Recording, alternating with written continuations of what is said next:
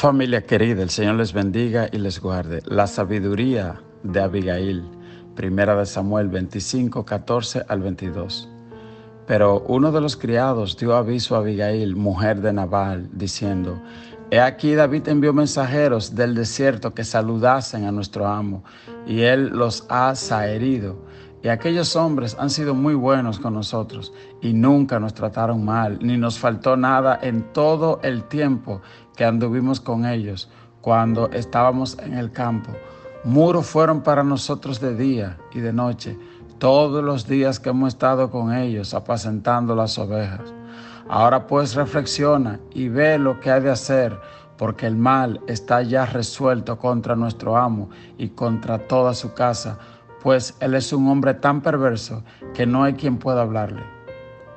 Entonces Abigail tomó luego 200 panes, 2 cueros de vino, 5 ovejas guisadas, 5 medidas de grano tostado, 100 racimos de uvas pasas y 200 panes de higo seco, y lo cargó todo en asnos, y dijo a sus criados: Id delante de mí, y yo os seguiré luego. Y nada declaró a su marido Nabal. Esta es la historia de una mujer llamada Abigail. Dice la palabra de Dios que su esposo se llamaba Nabal. La palabra Nabal significa necio. Ella literalmente estaba casada con un hombre que se llamaba Nabal, y los criados de él lo definen como un hombre con el cual no se puede hablar.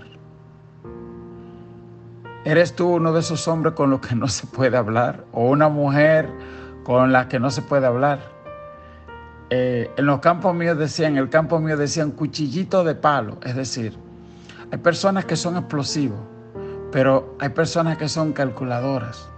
Y aunque por fuera parece que todo está muy bien, por dentro son unos o unas navales. Y tú sabes, la Biblia está llena de muchas cosas que parecen relatos, pero no son relatos.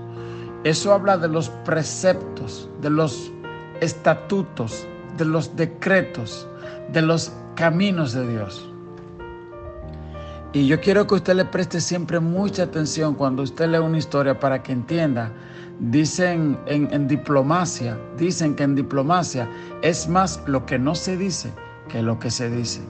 Cuando tú hablas con personas diplomáticas, que tienen un poquito de trato, de tacto, uno tiene que escuchar bien lo que ellos dicen, porque ellos hablan 20%, pero significan, te dejan dicho el otro 80%. ¿Ok?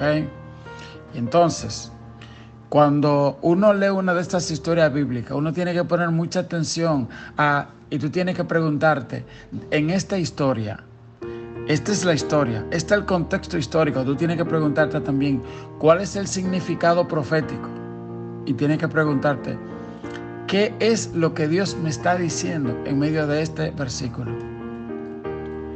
Tal vez tú eres como una Abigail, que estás casada con un Nabal, o tal vez el Nabal o la Nabala eres tú, y hay un Abigail o Abigailo que está casado contigo y tal vez no lo ha tenido fácil.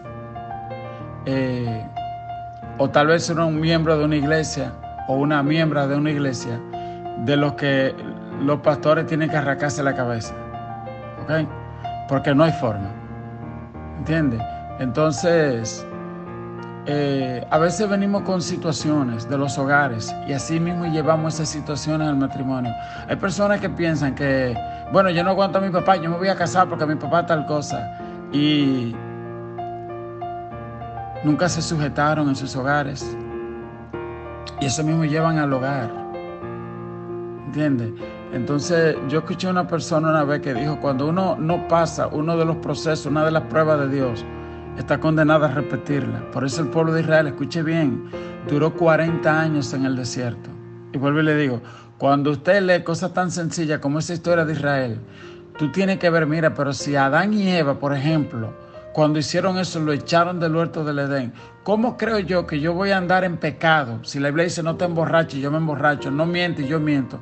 ¿Cómo creo yo que yo todavía puedo pararme ahí a ministrar, a servir, a tal? Cuando no, espérate, es que esto es un principio, ¿ves? La historia de Adán y Eva sirve para eso. La historia de Abraham, cuando Dios le dijo, ve, camina 3 días y sube a un monte y allá sacrifica a tu hijo. Y cuando él va a sacrificar al hijo, aparece un cordero trabado en una mata de espina, en un zarzal por los cuernos. Y ahí dice la Biblia que en vez de sacrificar a su hijo, él toma al cordero y lo pone sobre la madera y lo sacrifica. Bueno, pues en ese mismo lugar, allá al ladito, después aparece Jesús y lo crucifican y también le ponen una corona de espinas. Es decir, lo que Dios le estaba diciendo a Abraham no era que sacrifique a su hijo. Esa no es la historia. La historia es Abraham y todos los hombres y mujeres de la tierra. Ustedes ven lo que siente un hombre cuando tiene que entregar su propio hijo y ver morir su propio hijo. Eso es lo que yo voy a hacer un día con ustedes. Yo voy a entregar mi hijo por ustedes. Así son los principios bíblicos. Volviendo al tema de Nabal, por ejemplo, cuando usted lee, dice que los criados le dijeron, le dijeron a la esposa, mira a ver lo que va a hacer, porque ya el mal está determinado contra toda esta casa. Es decir, yo sé que el ejército de David va a venir contra todos nosotros, porque lo que le hizo Nabal a él es muy malo.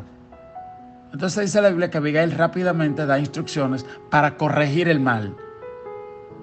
Y no le dice nada a su esposo. Escuche esto. Aquí hay un principio. Porque la Biblia nos manda a las esposas a respetar a sus esposos y a sujetarse a ella. Pero esta mujer hace algo, contrario a la voluntad de su esposo. Y aquí hay un principio. Yo siempre digo, la mano, usted se mira la mano suya y tiene 2 colores, de un lado es más clara que de otra, pero sigue siendo la mano. Así es, la palabra de Dios dice, por ejemplo, el alma que pecare morirá. Y dice, por ejemplo, que el que deshonra o el que maldiga a su padre o a su madre, dice la ley, porque hay gente que nada más se lee en el Nuevo Testamento, dice, el que maldiga a su padre o su madre muera, que lo apedreen. Y tú dices, bueno, pero ya eso no pasa ahora, pero la ley no ha cambiado, la ley sigue siendo esa. Lo que pasa es que por la gracia de Cristo, tú no estás muerto, hijo. Pero tú tienes que saber que la ley dice eso, que el que maldiga a su papá o a su mamá, le va a caer candela arriba. ¿Entiendes? Entonces, todos esos principios que están en la ley, uno tiene que conocerlo bien. Leerse muy bien el libro de Mateo, los principios del Sermón del Monte que hay ahí. Porque mire, hermano, dice la Biblia, vivo yo que ante mí se doblará toda rodilla. Y hay gente que toma la palabra de Dios como si fuera un relajo. No. Es asunto de vida o muerte. Y este es el principio que vimos en Nabal. Por él tomar una mala decisión y mandar a insultar a David. Y usted dirá, bueno, pero ¿qué fue lo que pasó? Le explico un poquito. En aquellos tiempos, cada X tiempo, las familias hebreas se preparaban para hacer unos festivales. Y iban a unos festivales en la casa de Dios, cada X tiempo, por lo menos 3 veces al año. Y generalmente esos festivales coincidían con una cosecha. Por ejemplo, en Semana Santa, en Pascua, se celebraba la fiesta del trigo, me parece, o la de los frutos. Y luego en Pentecostés se celebra la de los granos, trigos, etcétera, 50 días después de Semana Santa. Y luego en septiembre por ahí se celebra la de las uvas y las pasas, etcétera. Entonces, generalmente el pueblo iba y bendecía y compartía con otro y comían y se alegraban y le daban gracias a Dios. Y también Dios había dicho, mira, cuando tú coseche tu tierra, tienes que dejar la esquina y lo que se te caiga, lo deja para que el huérfano, la viuda y la desamparada coma. Porque la tierra es tuya, pero en realidad no es tuya, es mía. Y yo te doy cosas a ti, no solo para ti, es también para otro. ¿Ok? Entonces, como este hombre estaba en ese tiempo, y dicen los criados que David era siempre, recuerda que David era un pastor de ovejas. David ve a estos pastores de ovejas y los cuida de los merodeadores, de las fieras, de todo. Y David dice, bueno, si quieren me mandan alguito ahí. Y Nabal lo que le manda a decir, ustedes son unos charlatanes de esos que andan por ahí, y insulta al rey David, a David que todavía no era rey, Y David dice, mira, nosotros tanto que le servimos, mira qué malo este hombre. En este tiempo que todo Israel sabe ser agradecido, recuerden Ruth, cuando llegó la moabita, que fue a un campo a recoger lo que se caía o lo que dejaban los que segaban, porque esa era una ley que estaba escrita, que tú tenías que dejar algo. Y vos fue un buen hombre y dejó, sí, y por eso Ruth comió, pero Nabal no. Nabal era necio, era malo. ¿Y ahora qué iba a hacer Abigail? Aquí está el principio. Obedezco a este hombre malo que está poniendo en peligro toda mi casa, o tomo una decisión al respecto. Ella tomó una decisión y salvó su casa. Dijo, no. ¿Cómo fue? Él dijo que no le den comida. Sí, llévenle comida. Llévenle comida. Como vamos a ver más adelante, ella no se lo ocultó a su marido. Luego ella va y habla con su marido. Y ahí es donde está el detalle. Que hay gente que ve en esta cosita y dice, no, tú ves, hazle la cosa con Dios a los maridos. No tienen que respetar nada. No, un momento. Esta mujer se condujo con integridad, ¿verdad? Y entonces, ahí también hay una lección. ¿Qué hacemos con estas, por ejemplo, mujeres que están casadas con hombres que no son cristianos y quieren obligarlas a que ellas se prostituyan, a que ellas se emborrachen como ellos se emborrachan? Ve, yo esa orden no tengo que obedecerla, porque primero está mi Padre Celestial, ¿verdad?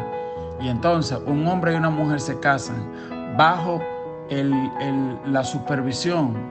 Es un pacto de tres. La Biblia dice que el cordón de tres no se rompe. Entonces, con la bendición de Dios, cuando ese hombre empieza a alejarse de Dios o esa mujer empieza a alejarse de Dios, pues al mismo tiempo se alejan entre ellos también, porque se van separando, se van alejando y se van alejando de ellos mismos.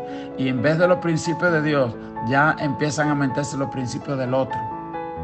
Bueno, es imposible entrar en todo esto en un devocional, pero es lo que le quiero decir. La Biblia también, así como le dice a la mujer que tiene que respetar y tal cosa, así también hay ejemplos aquí donde hubieron mujeres sabias que entendieron que el proceder que tenía su marido era totalmente contrario. Pero ojo, hay que tener mucho cuidado con eso, porque cada uno tiene su propia verdad, dice la Biblia. Pero varón de verdad, ¿quién lo hallará? Porque cualquiera dice, no, porque es que yo no me le voy a someter a mi marido, porque mi marido es un necio, mi marido es un hijo del diablo, mi marido, y tal vez no, tal vez al revés. Alaba la gloria de Dios, ¿verdad? Tal vez al revés, pero uno cree que es el otro. Y entonces ahí hay que pedirle a Dios mucha sabiduría para uno no usar mal la verdad. Mire, es que le quiero decir algo. La Biblia dice, cuando venga el Espíritu Santo, Él los guiará a toda verdad. ¿Qué quiere decir? Que aún la verdad, entre comillas, puede ser más peligrosa que la mentira. La palabra de Dios es la verdad, pero hay mucha gente que han usado la verdad. Por ejemplo, Hitler decía que había que matar a los judíos, porque él decía, entre otras cosas, se agarraba de que ellos mataron a Cristo. ¿Usted me entiende? Y la Inquisición, que mataron todos los protestantes, fue en nombre de la palabra. Y hoy en la iglesia también pueden haber muchas falsas enseñanzas y mucha manipulación usando la palabra, ¿me entiende? Y entonces, por eso es bueno leer mucho la Biblia, para que usted no sea engañado, para que usted conozca, como yo digo, los dos lados de la mano, que por un lado es de un color y por otro. La Biblia es así. En el Antiguo Testamento te habla de la ley, en el Nuevo te habla de la gracia, pero una no anula la otra, no excluye la otra. ¿Ok? Y entonces cuando usted lee que dice por ahí, por ejemplo, no robarás, no cometerás adulterio, no dirás falso testimonio, eso no ha cambiado mi corazón. Usted dirá, no, eso es de la ley. No, eso es del Nuevo Testamento también. Por último, yo le quiero dejar de tarea que usted se lea hoy el libro de Santiago, capítulo 3. Eso fue lo que dimos ayer en la escuela dominical. Y habla de la sabiduría del mundo y de la sabiduría de Dios. Yo me quedé impresionado. Uno ha leído eso, pero cuando yo leo esto de nuevo anoche, me quedé impresionado.